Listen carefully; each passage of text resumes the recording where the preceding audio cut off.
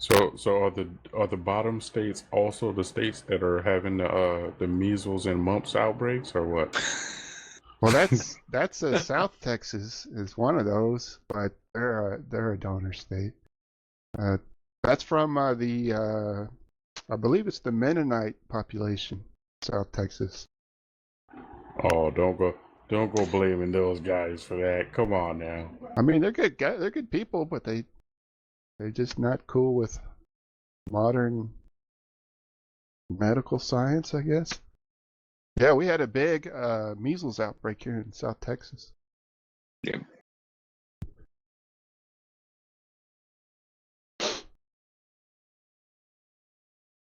Have a guy on the side of the street, like at the baseball stadiums, holding up the hot dogs and stuff. Get your measles here, measles. Yeah, I saw an interview with one of the parents of those kids, and they were like, "Oh, it's not that bad. Just one of our 7 kids died, basically, and toughens up the immune system." I guess they got a point. Only one of their 7. That was the biggest joke I have ever heard. They say what doesn't kill you only makes you stronger. That has always been a lie. I don't know anyone that has nearly died from a thing and went, wow, I am much stronger Yeah, I'm now. Arnold Schwarzenegger now. I almost got Yeah, killed like, in a car wreck. I lost yeah, all my limbs. I'm way stronger than I ever was. yeah. Well, Now I have telekinesis. Like I can fly now. Like, let alone, I mean, how many times does somebody get something and they get it really bad, and then it's affected them so bad that They're they're just like permanently crippled for disfigured life. from it. Yeah. Yeah. Like polio, you think all the people that were crippled from polio, and you think those people are appreciate getting polio now that they Absolutely. live I in mean, iron lungs? I mean, they live in Ireland. I know a couple of people who I went to college with somebody who was running their disabled student center, and she had braces from polio. And another buddy, a buddy of a buddy of mine, well, mutual buddy, I guess, he had post-polio syndrome, and he was using Canadian crutches. I mean, they may be stronger because they're forced to be, but I don't think it's an improvement. Now, Netminer, do you have that scratch scar on your shoulder from the polio vaccine? My mom has that. I Smallpox. think so. Yeah. Oh, I is it think so. smallpox? Well, polio was on the sugar cube, right? Yeah, well, I think I had that. That reminds me, I have to probably update my measles and rubella and everything. Oh, I found something weird out. Somebody spent 15 years suffering from Lyme disease, and she was really wiped out by it. That's from the ticks, right? Yeah, from a tick. But nobody could find out what it actually was. They didn't diagnose it as Lyme disease. But Oh, she actually got cured. really? Yep. Kombucha. There was an obscure trial in Australia where they used killer bee venom, and they found that it worked against Lyme disease. Well, this woman ran into a bunch of killer bees, and she got stung a few times. I don't know how many. And after a while, not only did the pain go away, but her Lyme disease went away. Isn't that crazy? Just thing- those unconventional things like that. The thing is, the Australian thing, because it wasn't officially gone through the appropriate, scientific method and everything, it was not really well respected when they reported it. But this person having the experience backing into the cure seems to have a pretty good documentation of a cure for Lyme disease through killer bee venom. Problem with that though is if it just because it worked well on her doesn't necessarily mean that it's going to work the same on you or with Danny. It might have the killer bee venom might have a different reaction in different people, and then you'd have to figure out what the proper dosage is for something like that. That's why they want to use the scientific method for things and have it go through the process, because it seems like it might be something good, then that means that they need to add it to the list of things that they tried to try to get rid of, to try to help with Lyme disease. They can't just be like, all right, we're going to stick you in this cage full of killer bees, and your Lyme disease should go away soon, or your life will. Good luck. You said the correct word there earlier, dosage. Whenever you're dealing with any kind of medications and stuff, right, that's one of the things they tell you about. Medications and toxins are the exact same thing. The difference between them is the dosage. So her situation was like accidental dosage, where she accidentally got the correct amount, or at least a non-lethal amount of the venom, or maybe they were able to just counteract the additional venom somehow. Like maybe it would have killed her, but she got enough treatment in time to prevent it. We don't know, but. And you don't know whether there was something else in her system that reacted to the bee venom that caused the cure too. That's why there's so many. The physiology of people is such a crazy thing that there's so many things going on inside your body that not everybody's body is exactly the same. But that's why you got to go through the whole scientific method, because again, she might have been taking some other medication that mixed with the bee venom that caused this in the first place, and that way if somebody else takes it, they're not going to have the same effect because they didn't have that. They weren't on that medication that mixed with it. They didn't have that chromosome in their body that other person had that caused it to work well for them. There's too many other factors.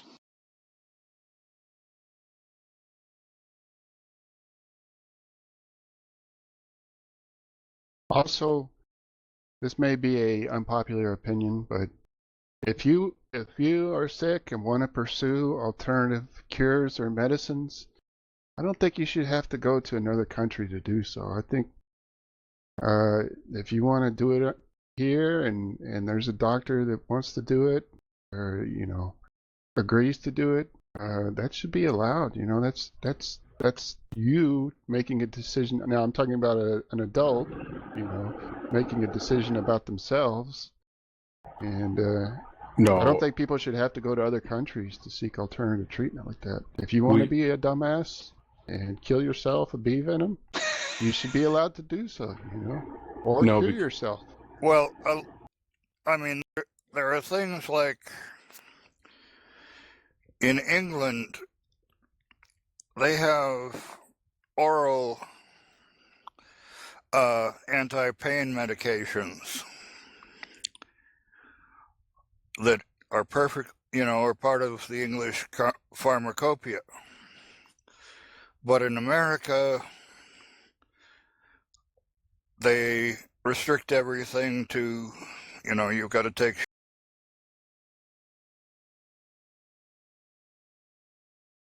We lost you. Yeah, we lost you there.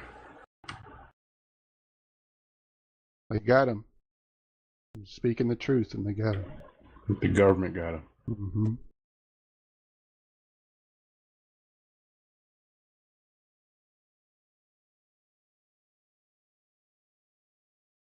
Well, when I was in Japan, I mean, you could buy hydrocodone at the the pharmacy without a prescription. We all had colds and said, "Damn, this cold medicine works really good. How come we don't have this in the U.S.?" We looked at the bottle, got hydrocodone, and no wonder we felt so good. Yeah, we were talking about that the other day. Me and a couple of guys were talking about it. You guys remember Rand Paul? Yeah. What was it? Rand Paul? Rand Ron Paul. Paul's son? Yeah, I'm not going to go into too much of it just because I don't, political nonsense or whatever. But remember, he ran on a platform of you should be able to take whatever you want into your body because it's your body, your decision, or whatever. So people ask, Ron Paul. oh yeah, Ron. It was the that was dad, the Ron Paul. father, right? Yeah, that was the last third party debate. Yes. So Yes. a couple of guys were talking about that, how you should be responsible for your own body or whatever, and you should be allowed to. And we were just kind of just talking that whole thing over, like, you know, there's a reason you shouldn't be, and one of the major ones, because he was asked during that time, Ron Paul, they were asking him about specifically heroin, because it was like the most extreme, I guess, substance they could think of. Like, would you just make that like easily accessible where anyone could take it if they wanted to? And I thought that giving people that kind of responsibility is a terrible idea. Heroin used to be a medicine in America, but even trained professionals administering this realized that its addictive properties were so great you couldn't rely on it being administered by a professional. So imagine putting it over the counter. Like, it's just irresponsible. I guess it depends on where you stand as far as like if you believe in natural rights or that people have inherent rights over their own lives and bodies, or if you believe that there should be restrictions on those rights just to be a part of society. There's all kinds of views on that issue. I used to be really hardcore and kind of the libertarian or more the anarchist camp. And over the years, I've kind of understood both sides of the issues, and I turn more towards like pragmatism rather than just free for all, everything goes. And I think as you get older, you see sides of issues that you didn't see when you were younger, and especially when you have to, you know, raise a family or you know, things like that open your eyes to things. So I mean, I can understand and argue for both sides of the issue, you know, but I think it's dogma that hurts a lot of people, like inability to see other sides and just stick with what they believe is right and thinking that they know what is right rather than understanding nuance and gray areas and not everything's black and white, you know. I agree with that. There was a term about that. I can't remember what the term was, where someone just reinforces their own belief all the time or whatever. Oh yeah, the something effect. Mortensen knows it, I bet. What's it called? When the less you know about something, the more sure you are about it. You know this, Mortensen.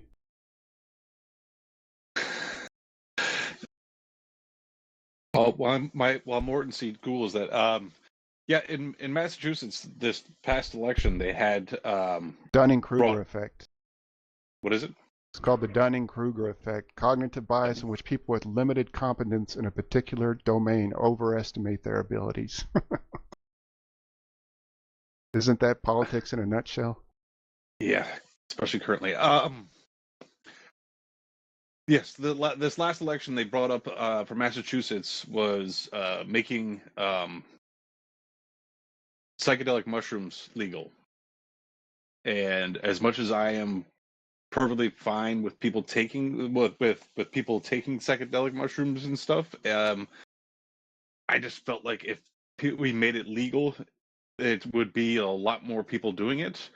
And like, I'm fine with the legalization of weed because, in my opinion, weed is about the same as alcohol. It's something you can moderate, you take, and then it just kind of relaxes you, versus something that makes you just fucking trip balls.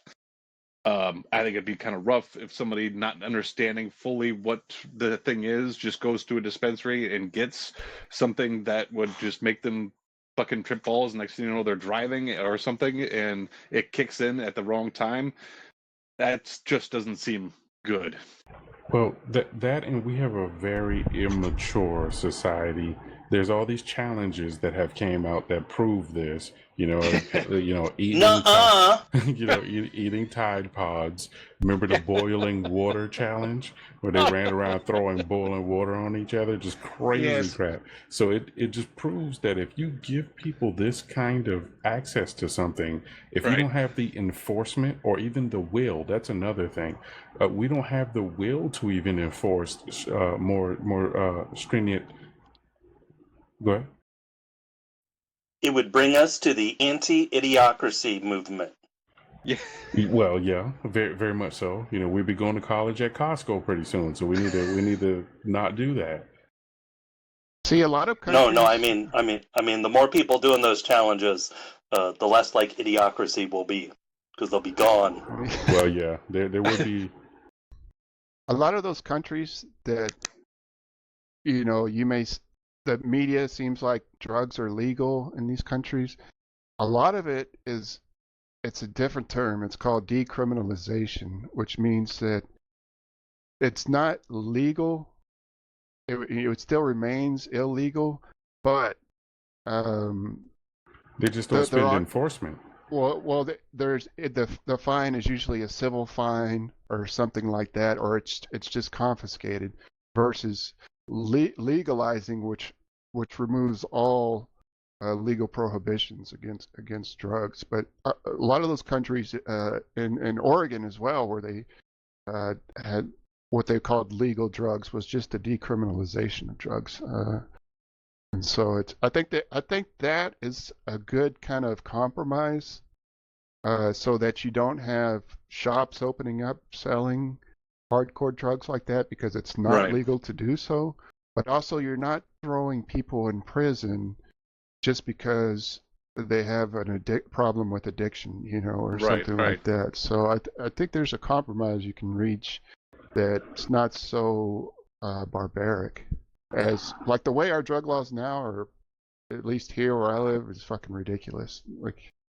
Like you just Well, the thing is that comparatively speaking, low-end drug dealers fill up the jails while the guy who's making money can pay restitution and get a fractional sentence compared to the guy who's just got caught with with 2 or 3 dime bags that he was going to sell. yeah, you're basically ruining people's lives over just a small amount of something. I mean, they've been saying that for a lot of low-end drug sellers, the guy would make more money working at McDonald's. The guys who really make the money are not the guys that are out on the corner that are caught by the dozen. Mm-hmm. Yeah, I agree with the idea of having a compromise towards it. Leaning a little bit toward the decriminalization of certain substances. Sure. But yeah, there are too many out there that are being blended. So like now there are a lot of these underground factions or illegal organizations, whatever you want to call them. They're putting fentanyl in everything. So Also, you got your synthetics, the so-called bath salts. Oh yeah. Oh, but by the way, a friend of mine was an old hippie and a deadhead and whatnot. So through my old Vietnam era hippie guy, I had access to, magic mushrooms and blotter and everything. But knowing what's in my head, I smoked a little weed, but I didn't do anything that was psychotropic because I didn't want the random stuff that I'd stuffed in my head coming out coming out without me being at the throttle. That and the LSD gets into your fat tissues, right? So that's how you get the flashbacks. Well, a lot of things. They also say that even THC can get into your fat tissues. But the deal is, but the psychotropics Knowing my background, emotional distress and whatnot, I didn't want my mental dirty laundry, coming out in a uncontrolled tsunami. That's pretty responsible of you, though. When you know that you're keeping certain things under control, and taking a substance might loosen your grip on that control. Like knowing you don't want to do that, putting others in harm's way. That's very responsible. Well, you got to remember, I went through most of. My dad was drunk out of his gourd much of the time that he was dealing with me as the growing up. So I went through most of the shit that my dad and Mom gave me stone cold sober. So I've been more responsible than some might give me credit for.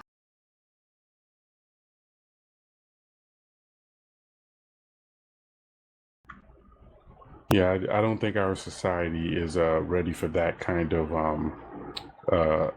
for us to loosen up restrictions on substances just yet. We're watching how they're handling the decriminalization of cannabis and everything now. So far, that's, I guess, okay, but I still would say no.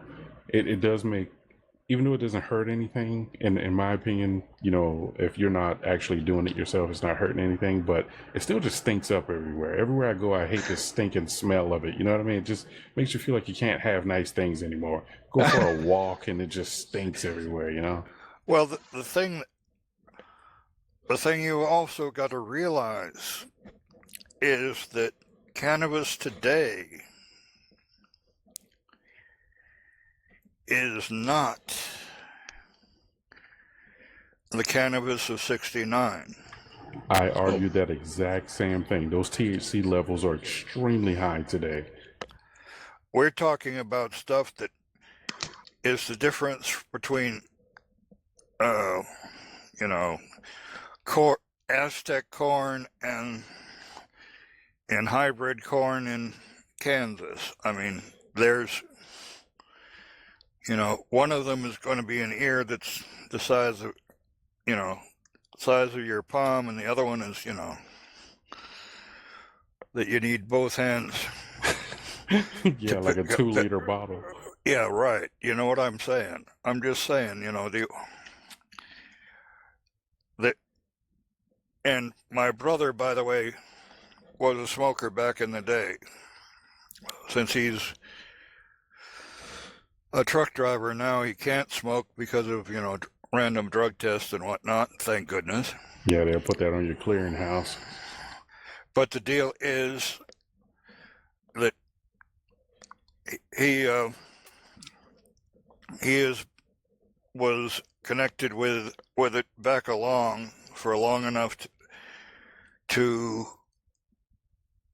at least have some idea about the more sophistication, the more modern versions of your grass. And again, he's been out of it for a good while, but I'm just saying, when he got off the train, right now it's like supersonic jets compared to propeller planes.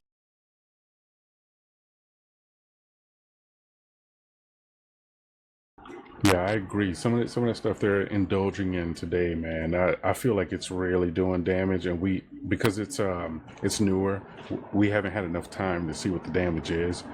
We know that the older stuff affects short-term memory and a few other things, right? Obviously, smoking anything is not healthy for you, but today I think that in give it about another 20 years, we'll start seeing people with probably some serious brain damage or something after smoking all this crap. Well, look at you don't even have to worry about smoking these days. I mean, I don't know if vaping's been around long enough for them to really get a handle on what's going on. Hmm. And Don't let Joe hear you that. Let you hear that. Hear you say that. but there's also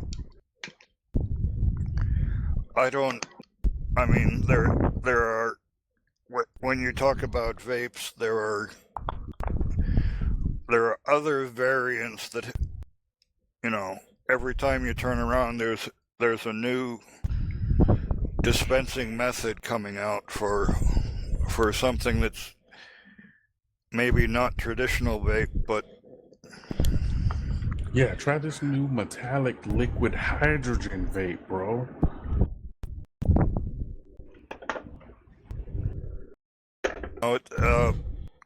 The whole thing is that we're inventing shit faster than we can get the research on it.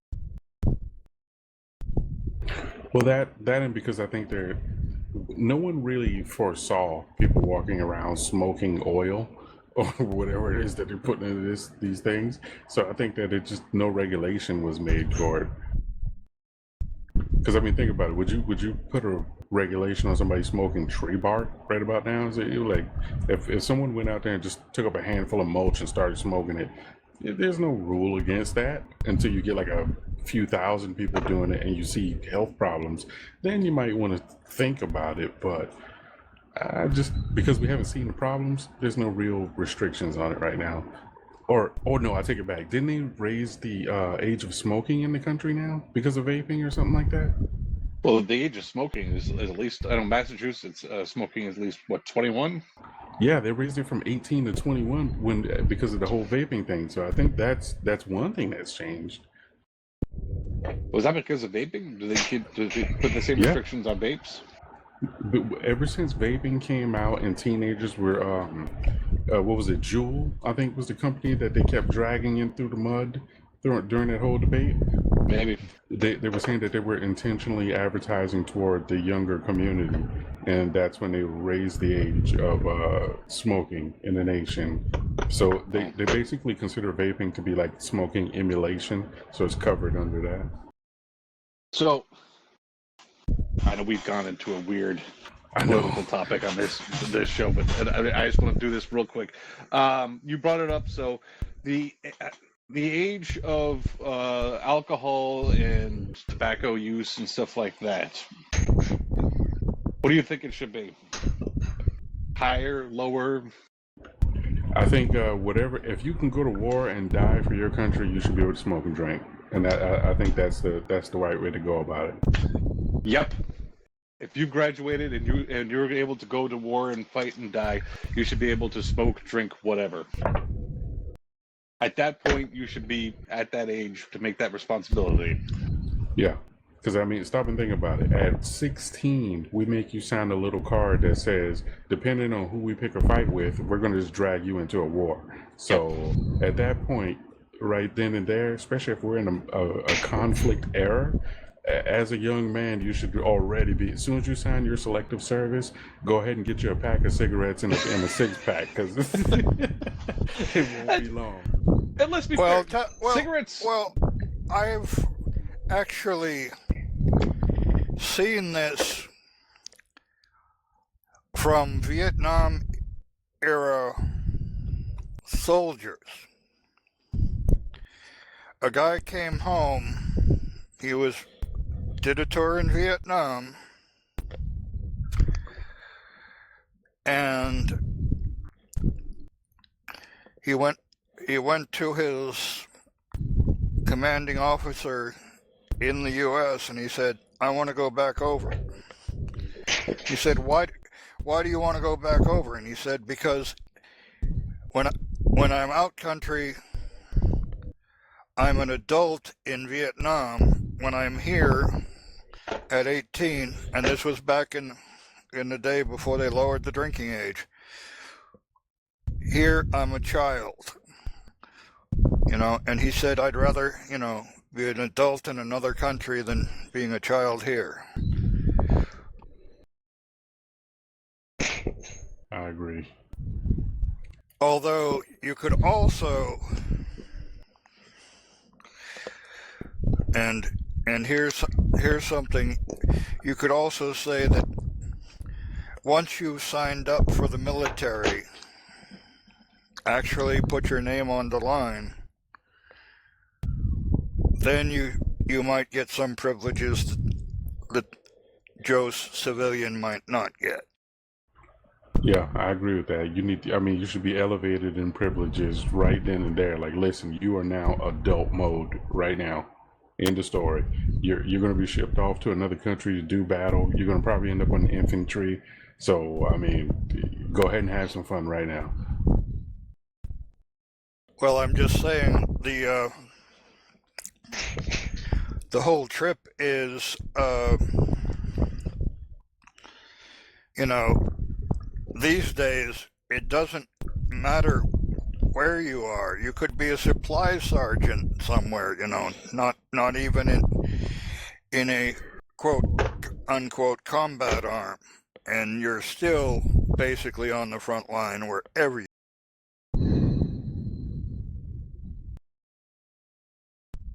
Yeah, truth be told, once you're deployed, I don't really believe there isn't a non-combat role, right?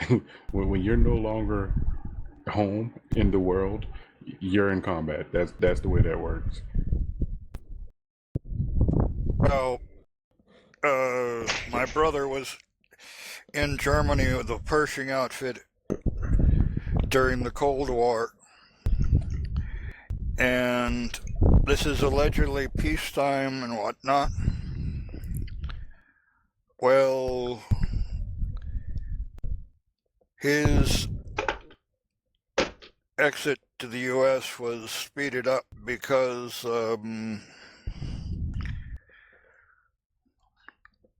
he was short on his duty, and they'd send his unit off to training, but he was just doing guard duty to fill out the last month or whatever he was doing. They didn't put him on training because he was going home. Not realistic. The deal is, well, the story he said is that somebody came over the wire and things got a little hot for a while, and this is in Germany in peacetime. So the Cold War may not have been as cold as most people think.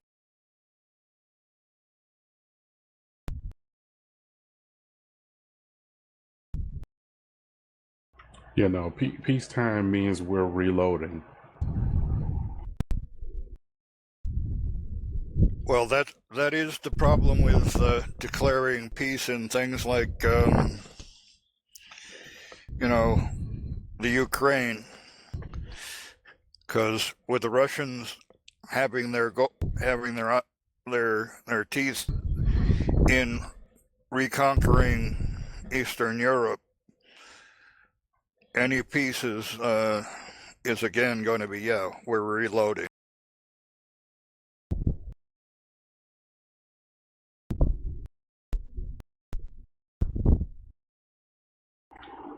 All right, I think we skated as close to this star that we want to get. If we want to turn away from it. I think we're getting into areas that could cause local conflict, which we don't want.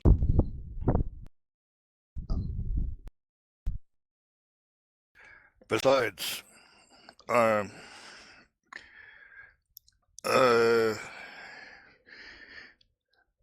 we still have to endure the review of the movie.